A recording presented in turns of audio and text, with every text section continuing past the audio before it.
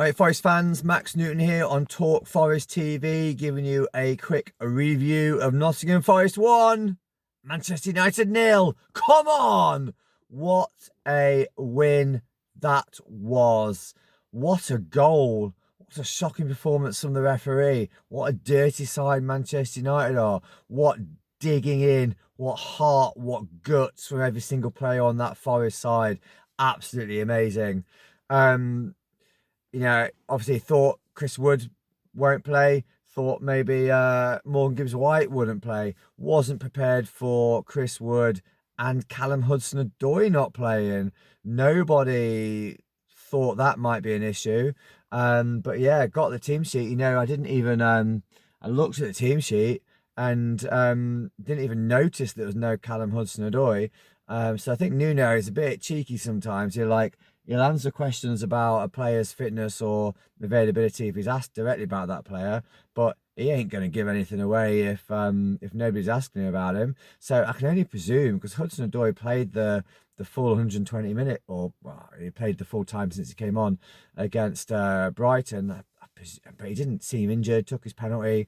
So I can only sort of presume that his tiredness, because he does work hard for the team, does Callum Hudson-Odoi. And so no Chris Wood. I thought Chris Wood might be back, but he wasn't. I thought Taiwo did really, really well tonight. I don't think he had a shot on goal. He had a blocked shot from inside the 6-yard box late in the second half. But I thought he worked his socks off for the team, and he got better as the game went on in terms of his physicality against the Manchester United defenders and holding up the ball and chasing it down. I thought it was a really, really good leading the front line centre forwards performance from Taiwo. And, he wouldn't have been expecting to play probably longer than 60 minutes. But he played considerably longer than that because of the the lack of options that we therefore have, and the substitutions that we'd made earlier in the game. So I think Taiwo, big props out to Taiwo. I thought an excellent performance. Anthony Elanga's goal, what a goal! The most disappointing thing about the night was that the highlights in the ground showed the goal from like when he got back to the edge of the box. I've heard from Linda, my mum, that he ran 85 yards in 8.5 seconds or 9 seconds or something like that. It was an incredible goal from the edge of our box to inside the Manchester United box, and to score in the 5th minute. Absolutely incredible. What a player. What a buy.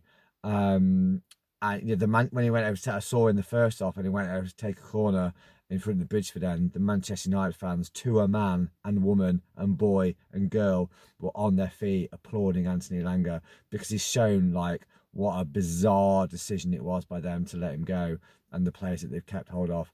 But he's blossoming into an incredible player for us at Forest. Absolutely wonderful.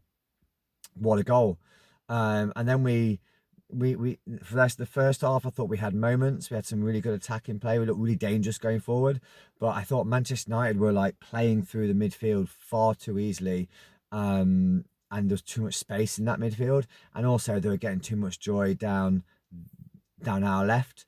And then obviously Aina went off, and replaced Aina with Mourinho, and then switched to a back three or back five, back three with wing backs or back five.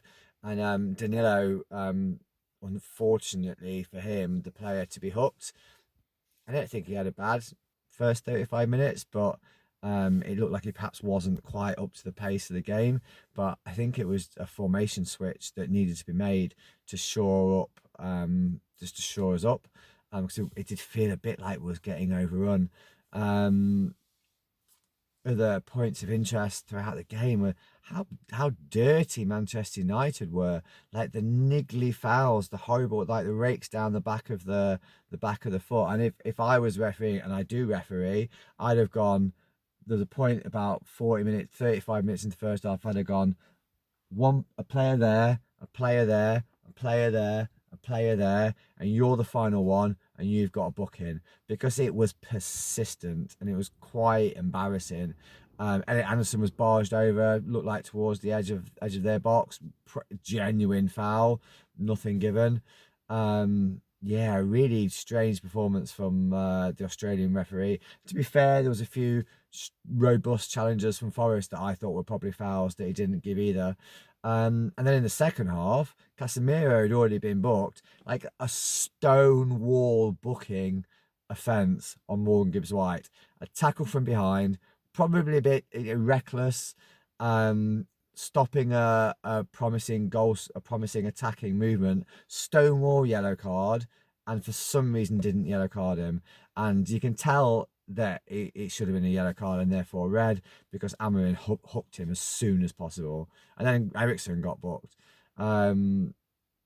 Strange performance from Jared. Also, there was an incident in the second half where the ball went out behind the goal line, and the referee's running back towards the halfway line. The linesman's indicated nothing, and Manchester United just pick up the ball and walk towards the corner, and the referee apparently changes his mind and gives a corner to Manchester United.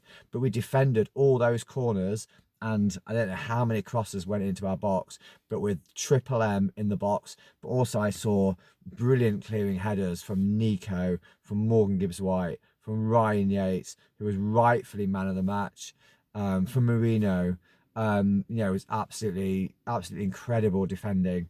Because I think, did Matt Sells have a save to make in the second half?